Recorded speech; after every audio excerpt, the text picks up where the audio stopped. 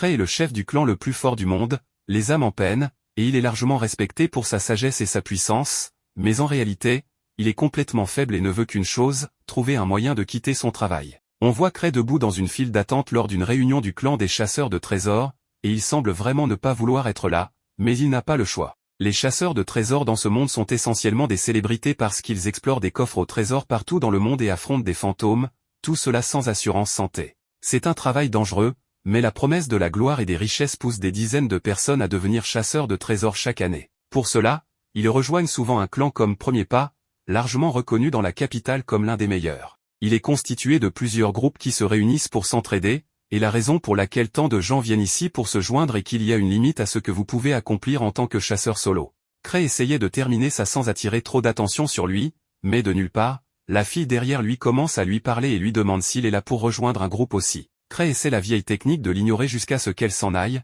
mais avant qu'il ne s'en rende compte, elle est déjà devant lui et se présente. Elle s'appelle Ruda et elle est chasseuse de niveau 3, alors elle tend la main à Cray, mais il refuse de la serrer, même s'il lui donne son nom.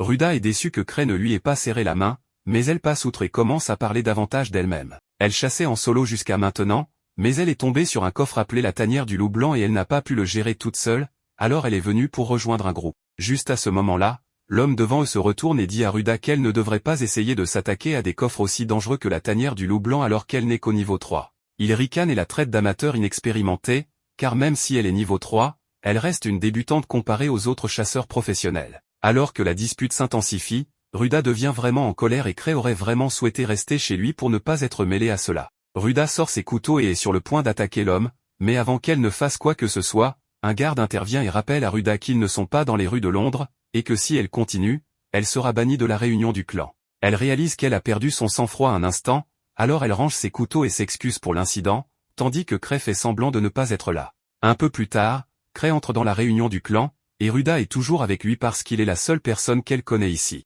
Elle est impressionnée par tous les chasseurs puissants ici et se sent un peu dépassée, car elle n'a jamais été dans un endroit comme celui-ci auparavant. Elle demande à Cray s'il est déjà venu ici, et il lui répond que c'est sa 5e fois. Ruda pense qu'il doit être mauvais en tant que chasseur s'il doit revenir sans cesse à la réunion de recrutement. Parmi les chasseurs, le talent est tout, donc même un inconnu peut se faire un nom et grimper les échelons. Ruda remarque un groupe à la tenue voyante de l'autre côté de la salle et demande à Cray ce que c'est. Il lui informe que ce groupe s'appelle les Braves de l'Arche et qu'il est, de tous ceux qui recrutent aujourd'hui, indéniablement le plus fort. En tant que groupe, ils ont réussi à compléter un coffre de niveau 7 avec seulement 6 membres, et ils sont donc largement respectés. Si vous êtes repéré par leur chef, Arc Rodin, vous êtes pratiquement assuré d'avoir une bonne carrière de chasseur, bien qu'il soit assez pointilleux sur ses critères de sélection. Ruda est intriguée d'en savoir plus, alors elle demande des informations sur le bureau vide dans le coin de la salle, mais avant que Cray ne puisse dire quoi que ce soit, le type d'avant revient et dit qu'il va tout expliquer. Ruda ne veut vraiment pas de son aide après leur dispute à l'extérieur,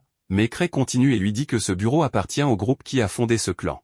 Le groupe était composé de jeunes talents qui sont arrivés dans la capitale il y a quelques années et se sont fait un nom en tant que les âmes en peine. Mais ce que les autres ne savent pas, c'est que ce groupe légendaire est en fait composé des amis d'enfance de Cray.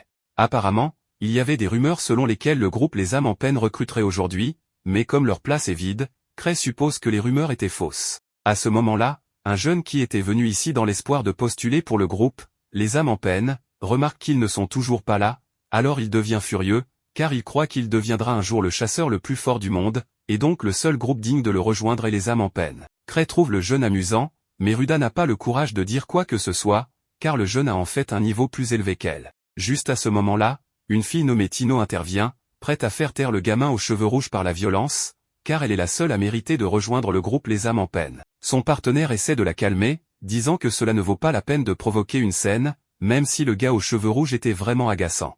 Pendant un instant, on dirait qu'ils se sont suffisamment calmés pour éviter une bagarre, mais ensuite Greg s'en mêle avec ses talents d'instigateur de premier ordre, et tout d'un coup, la salle entière soutient le combat. Plus aucune retenue maintenant, Tino et le garçon se préparent à s'affronter. Cray voit bien que les choses vont devenir chaotiques très bientôt, et il ne veut pas être là quand cela arrivera, alors il demande à Ruda de venir dehors avec lui. Le combat est sur le point de commencer, Tino a déjà l'intention de tuer le garçon à cause de ce qui était essentiellement des vantardises, et elle se dit qu'elle appellera Saul plus tard pour gérer les accusations de meurtre. Du moins, c'était le plan jusqu'à ce qu'elle sente une présence familière à proximité, et dès qu'elle aperçoit Cray, elle oublie tout le combat et se précipite vers lui. Cray est pris au dépourvu par cette attaque soudaine et trébuche en arrière, tandis que Tino, nerveusement, l'appelle maître et lui demande s'il l'a vu perdre son sang-froid un peu plus tôt. Ark arrive alors également et salue Cray, disant qu'il l'attendait car la réunion du clan ne pouvait de toute façon pas commencer avant son arrivée, puisqu'il est à la fois le chef du clan et le leader du groupe Les âmes en peine. Tous ceux qui ne l'avaient pas encore reconnu sont choqués d'apprendre cela,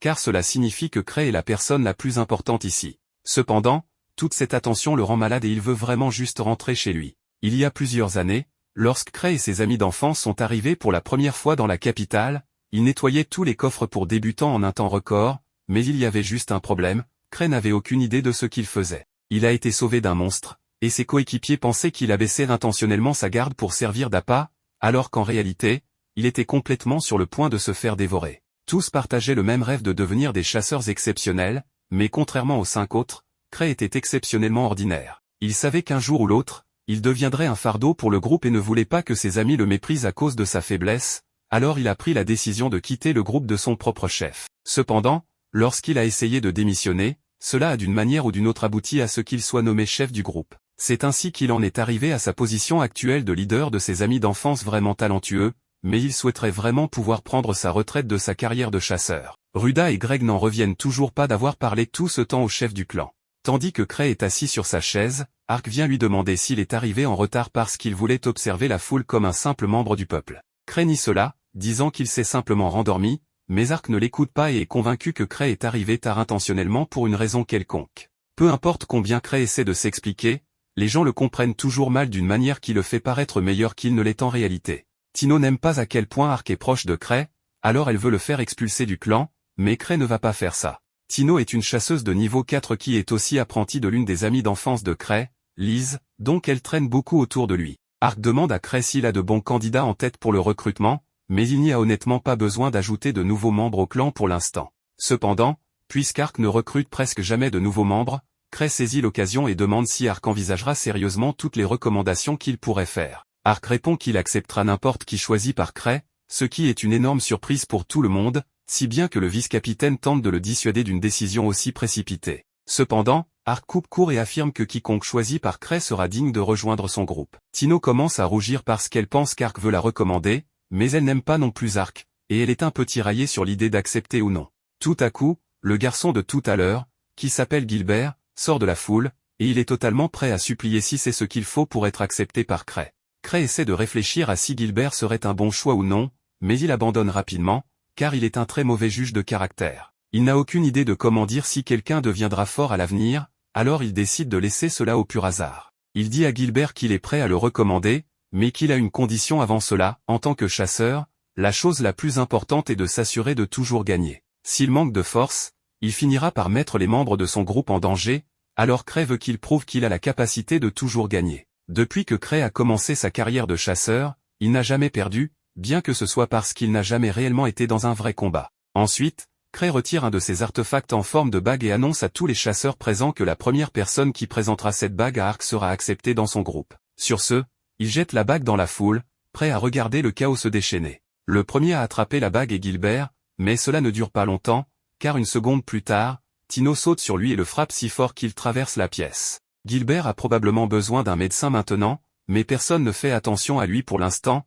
car la bague roule sur le sol, et même si tout le monde hésite au début, il ne faut pas longtemps avant qu'ils commencent tous à se battre pour l'obtenir. À ce moment-là, Cray décide de partir, et même si le bar est en train d'être détruit, il se dit que ce n'est pas son problème et rentre chez lui. Cependant, le lendemain matin, cela devient son problème car la bagarre du bar fait la une des journaux. Apparemment, l'endroit entier a été mis à sac à cause du combat, mais heureusement, il n'y a eu aucun civil blessé. À la fin de la journée, en conséquence de ces événements, Eva lui annonce que l'association des explorateurs veut avoir une réunion privée avec lui, et Cray sait déjà que cela signifie qu'ils vont lui crier dessus.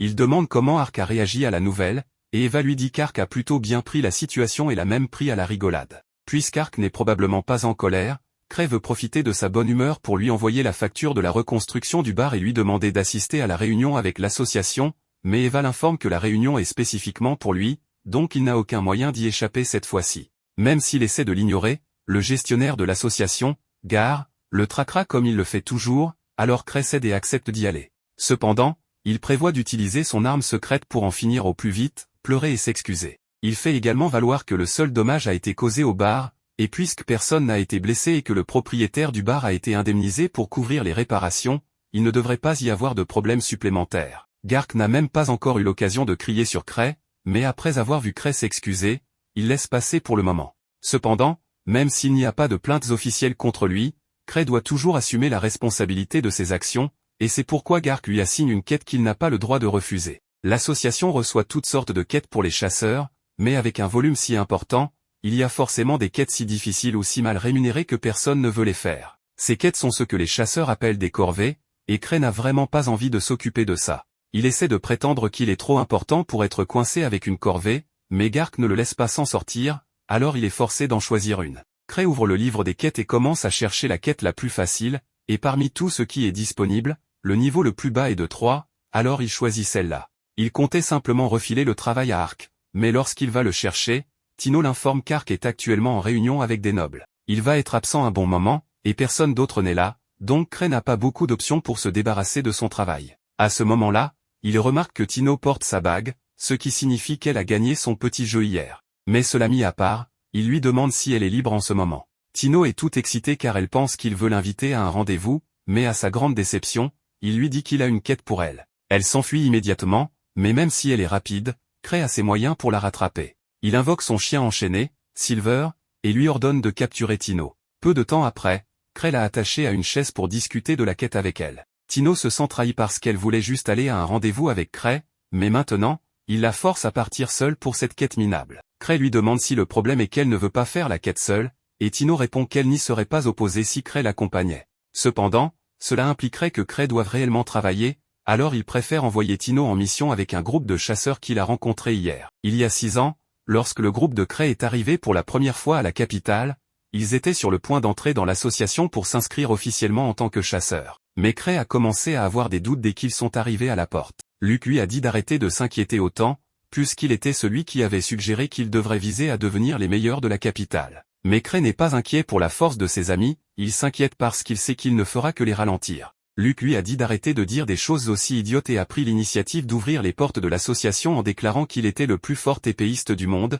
suivi par Liz qui a déclaré qu'elle était la meilleure voleuse au monde. Après une telle entrée grandiose, il n'y avait plus de retour en arrière, alors Cray s'est avancé jusqu'à la réception pour inscrire son groupe. Mais il voulait qu'il regrette de l'avoir choisi comme chef, alors lorsqu'on lui a demandé de choisir un nom pour son groupe, il a décidé de choisir quelque chose de sombre et a appelé le groupe Amampen, sans raison particulière. Les autres membres du groupe trouvaient le nom trop sombre et lugubre, mais quand Cray a essayé d'utiliser son mauvais sens du nommage comme excuse pour arrêter d'être le chef, ils ont tous changé d'avis et ont dit qu'ils adoraient le nom. De retour au présent, Cray convoque une réunion avec toutes les personnes à qui il veut déléguer son travail, et Greg n'arrive toujours pas à croire que Cray est vraiment le maître de guilde des Amampen. Aussi dur que cela puisse paraître, Cray confirme sa position, ce qui signifie qu'il est également le célèbre imprévisible dont tout le monde a entendu parler à l'association. Lorsqu'un chasseur atteint un certain niveau d'accomplissement et de prestige, on lui attribue des noms spéciaux, et il devient essentiellement une célébrité. Cray a fini par obtenir imprévisible comme deuxième nom, mais Gilbert refuse de croire que Cray dit la vérité, parce que imprévisible est censé être la personne la plus forte de la capitale et Cray donne l'impression qu'il ne s'entraîne jamais. Tino commence immédiatement à défendre Cray et dit que c'est Gilbert qui est trop faible pour comprendre la puissance de Cray, bien que Cray n'ait aucune idée de la puissance dont elle parle, puisqu'il est considéré comme le plus fort uniquement parce que ses amis le couvrent constamment de louanges injustifiées. Cela mis à part, Cray demande à Gilbert et aux autres s'ils veulent accepter la mission, mais Gilbert refuse d'accepter une requête de Cray, car il ne croit toujours pas que Cray soit le plus fort de la ville. Greg essaie d'arrêter Gilbert de parler, car on ne sait jamais ce qui pourrait arriver si la personne la plus forte de la capitale se mettait en colère, mais Gilbert s'en fiche et met ses doigts dans le nez de Greg. Comme Gilbert semble ne pas vouloir participer, Cray abandonne l'idée de le convaincre et se tourne vers Greg. Greg est plus qu'heureux d'accepter la demande de Cray, donc le seul qui reste est Ruda. Comme la quête va se dérouler dans une tanière de loups, Cray pense que ce serait parfait pour elle puisqu'elle essayait déjà de la vider. Ruda n'est pas vraiment ravie de la sélection de ses coéquipiers, mais elle dit qu'elle ira avec eux. Cray est content de l'entendre,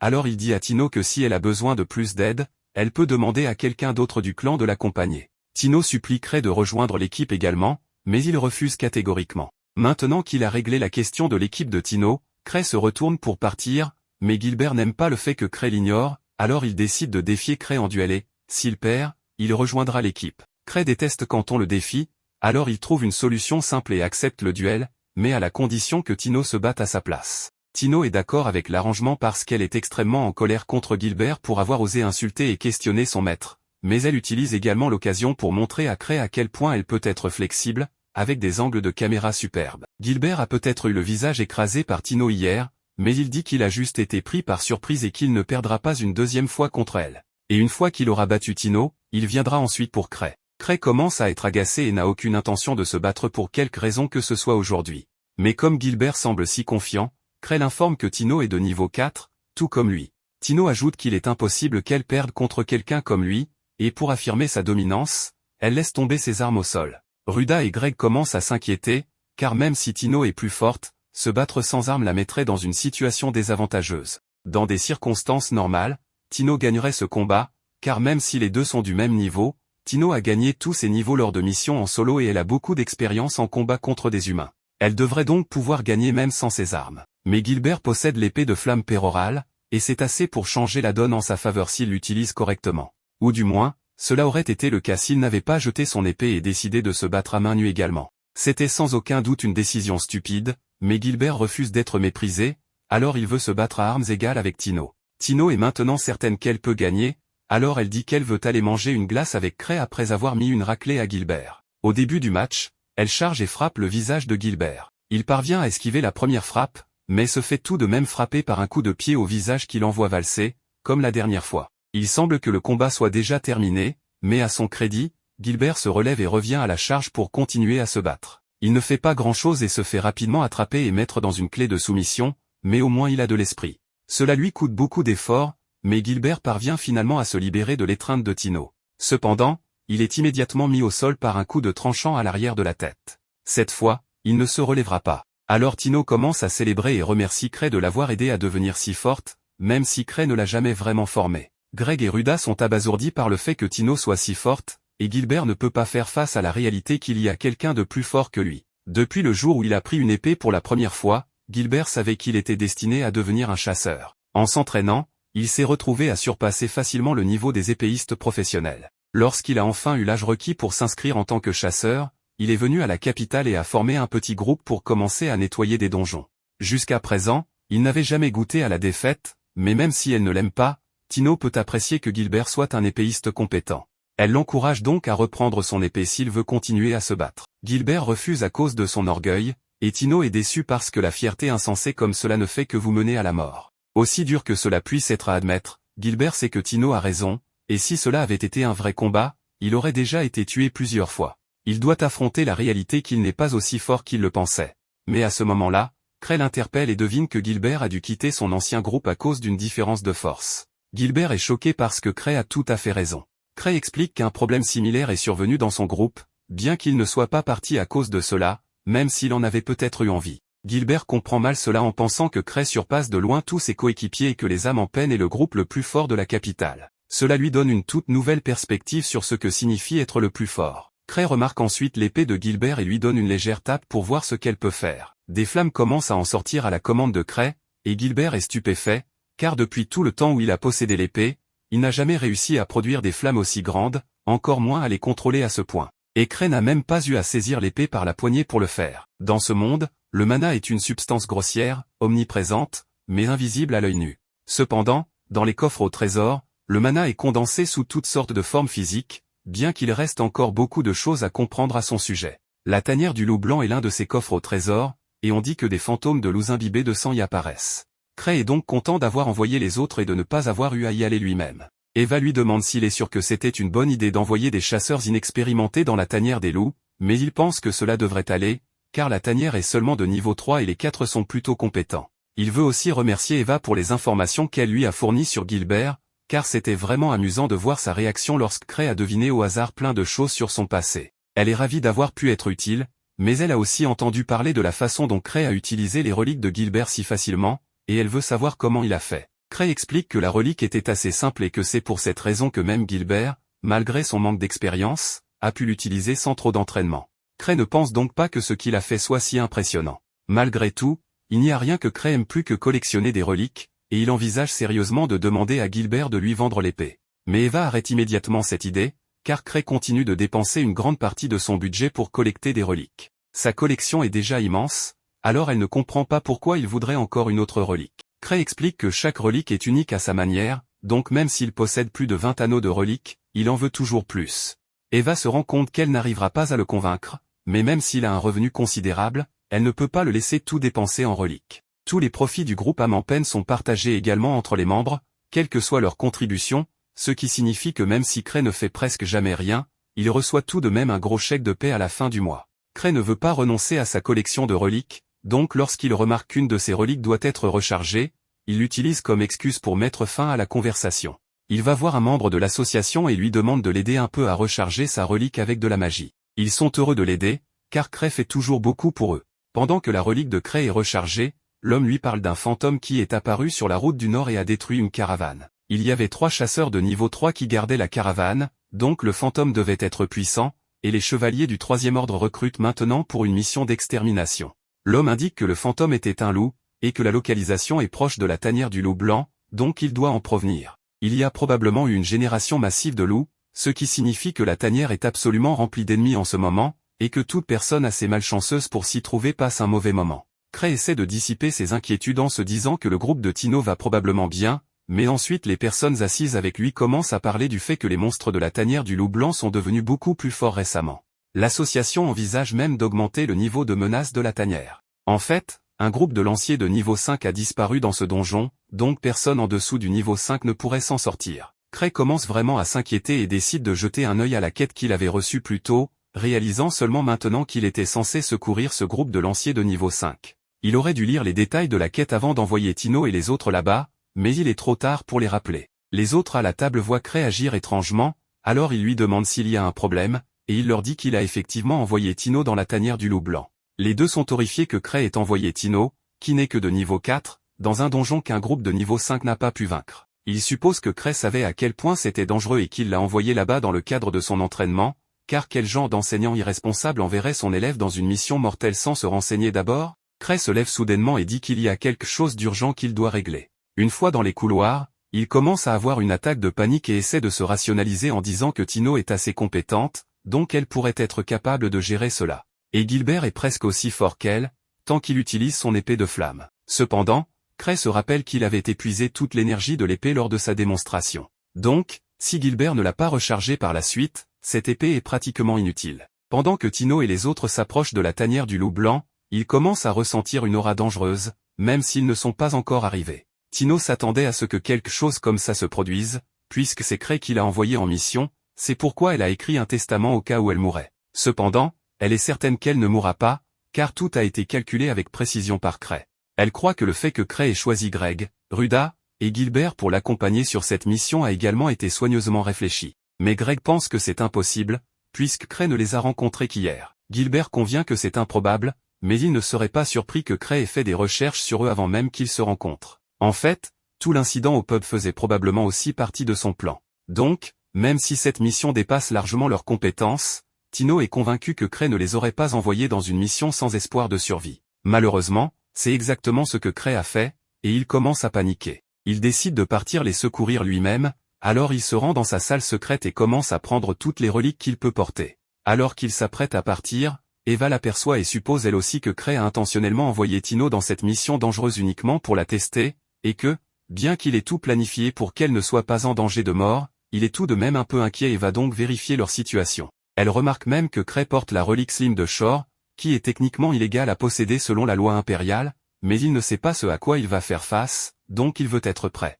Il se dirige vers le balcon et s'équipe d'une relique en forme de combinaison ailée pour se rendre à la tanière du loup blanc aussi rapidement que possible. Alors qu'il s'envole, Eva espère qu'il pourra revenir sain et sauf, car la dernière personne qui a utilisé cette combinaison a fini par s'écraser la tête la première contre un mur. Un petit tour dans le passé nous montre qu'une semaine après la création des âmes en peine, l'épée divine ultime du rouquin, appelée la lame du testament, avait été brisée, ce qu'ils ne pouvaient pas croire. Les autres firent remarquer que ce n'était en réalité qu'une épée en bois, et qu'elle n'avait aucune chance face au cyclope qu'il venait de combattre. Un vieil aventurier ivre supposa qu'il mentait et se moqua d'eux pour avoir fui la bête. Les filles des âmes en peine lui montrèrent l'œil du cyclope, et le vieil homme faillit se mouiller de peur. Revenant au présent, le groupe de Tino achevait de massacrer le loup monstre. Un monstre aussi puissant ne devrait pas être apparu ici, et ils avaient eu de la chance qu'il n'y en ait qu'un seul. Les autres se demandèrent pourquoi Gilbert n'avait pas utilisé ses flammes, ce à quoi il expliqua qu'il n'avait plus de mana. Gilbert réalisa que c'était parce que Cray avait tout utilisé, et révéla qu'il ne pouvait pas recharger lui-même son mana.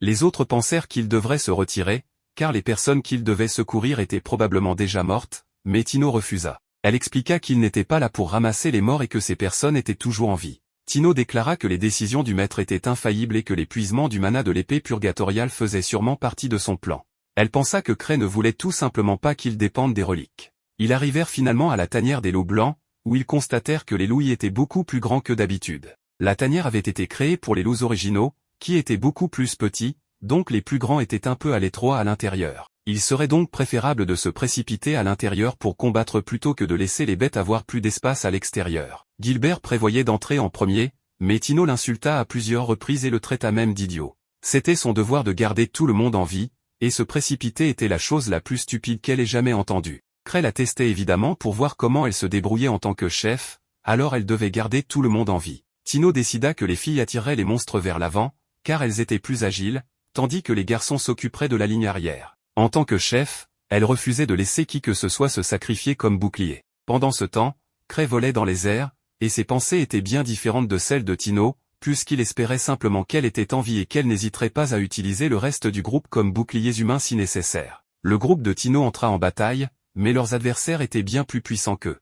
Cependant, leur principal atout était le travail d'équipe. Le groupe gagna son premier combat, et Tino fut contente que l'ennemi n'ait aucun concept de coopération. La bataille continua alors que de nouveaux monstres apparaissaient, et Tino pensa que leur petite équipe improvisée n'était pas si mauvaise. Gilbert avait une grande bouche, mais il était assez fort. Ruda n'était pas trop arrogante, et elle était experte pour localiser les ennemis. Greg avait beaucoup d'expérience et savait bien se coordonner avec les autres. Tino remercia Cray d'avoir réuni une si bonne équipe et le qualifia même de dieu. Un retour en arrière montra les problèmes que Gilbert avait eus avec son ancien groupe, qui ne pouvait pas le suivre, ce qui l'avait poussé à quitter le groupe, rempli de colère. Il réalisa maintenant qu'il ne prenait pas en compte les sentiments des autres, et qu'il était en réalité agréable de se battre en équipe. Le groupe remporta une autre bataille, et Gilbert déclara qu'il venait à peine de s'échauffer.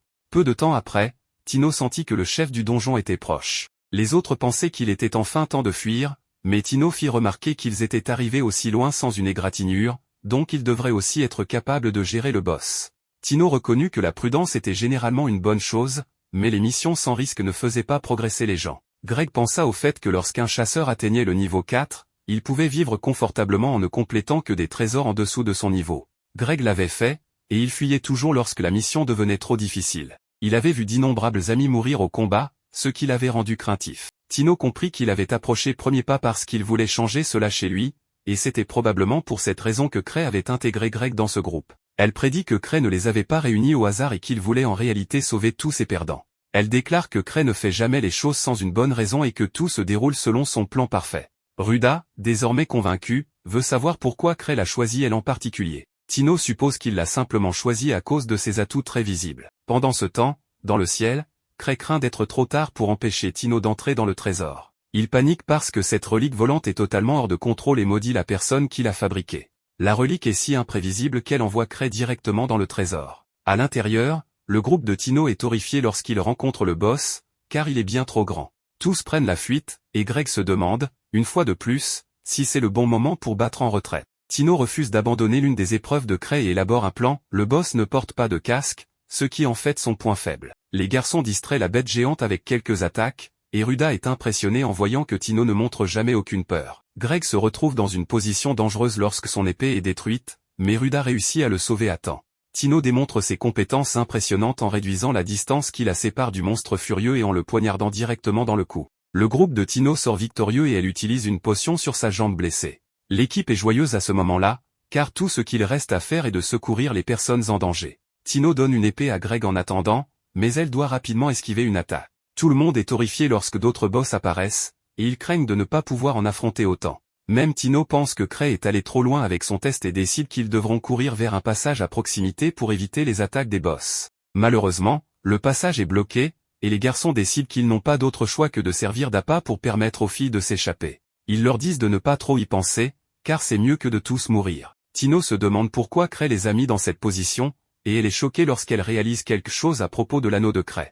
Elle rappelle aux autres qu'ils ne sacrifieront personne et qu'ils doivent viser les yeux des boss. Elle envoie à nouveau tout le monde distraire l'une des bêtes, et Ruda réussit à lui faire fermer les yeux. Tino se souvient alors du moment où Cray lui avait montré comment utiliser la relique qu'elle avait gagnée de lui. Elle utilise cette relique sur le boss et le rend complètement aveugle. Les autres envoient Gilbert pour porter le coup fatal, mais Tino sent que quelque chose ne va pas. Il est cependant trop tard, car Gilbert est frappé par le monstre et s'excuse d'avoir échoué. Tino prend la responsabilité de ne pas avoir été un meilleur chef et admet qu'ils sont perdus, alors que les 4 boss s'approchent d'eux. Juste à ce moment-là, tout le monde est stupéfait lorsque Cray s'écrase dans le trésor. Cray salue Tino, et Greg remarque que les monstres semblent avoir peur de Cray pour une raison inconnue. Les monstres essaient d'attaquer Cray, mais son bouclier le protège, et les monstres sont choqués. Cray provoque les bêtes en expliquant qu'il possède 17 vies et utilise l'une de ses reliques pour lancer une attaque. Cette attaque est incroyablement puissante, illuminant toute la caverne, et Greg est choqué de voir ce que représente le niveau 8. Cray se demande pourquoi il y a autant de monstres terrifiants ici, car ce lieu est censé être un trésor de niveau 3. Le reste du groupe est stupéfait de voir que le boss a survécu à l'attaque de Cray, mais ce dernier savait que ce serait le cas, car les anneaux de tir ne sont pas si puissants. Le reste de l'équipe panique alors que les autres boss se rapprochent de Cray, armés d'épées et de fusils. Cray, en revanche, ne s'inquiète pas trop, pensant à ses 17 anneaux de sécurité qu'il a apportés avec lui. Tous les boss s'apprêtent à attaquer en même temps, alors Cray détermine qu'il n'a pas d'autre choix que d'utiliser son arme secrète. Les monstres sont horrifiés lorsqu'il enlève son collier et boit quelque chose provenant d'une fiole. Cray utilise la fiole pour créer un écran de fumée et dit aux autres de fuir pour sauver leur vie. Il se déplace assez lentement, donc Gilbert est certain qu'ils vont se faire attraper. Ruda lui rappelle que Tino est blessé, c'est pourquoi Cray avance volontairement lentement derrière eux. Ce n'est pourtant pas le cas, car Cray est en réalité juste un très mauvais coureur. Tino pense également qu'il le fait exprès pour la protéger, et elle se remémore leur première rencontre. Tino était importuné par des voyous, mais les âmes en peine étaient intervenues pour la sauver. Depuis ce jour, Tino voulait rejoindre les âmes en peine, et c'est ainsi qu'elle commença son admiration pour Cray. Tout le monde remercie Cray d'être venu à la rescousse et félicite Tino d'avoir réussi à les maintenir en vie aussi longtemps. Cray loue Tino pour son excellent travail, mais ses blessures lui causent beaucoup de douleur. Cray réalise ce qu'elle veut qu'il fasse, alors il la soigne, et Tino déclare qu'elle ne ressent plus aucune douleur. Gilbert est impressionné de le voir soigner avec une relique, mais Cray pense avec défensive qu'il a besoin d'une relique pour tout faire. Malheureusement, Cray n'a pas pu vaincre les boss, et ils ont désormais un autre problème à gérer, ils sont complètement perdus à l'intérieur du trésor, sans aucune indication sur la sortie, et Cray n'a aucune idée de ce qu'il faut faire.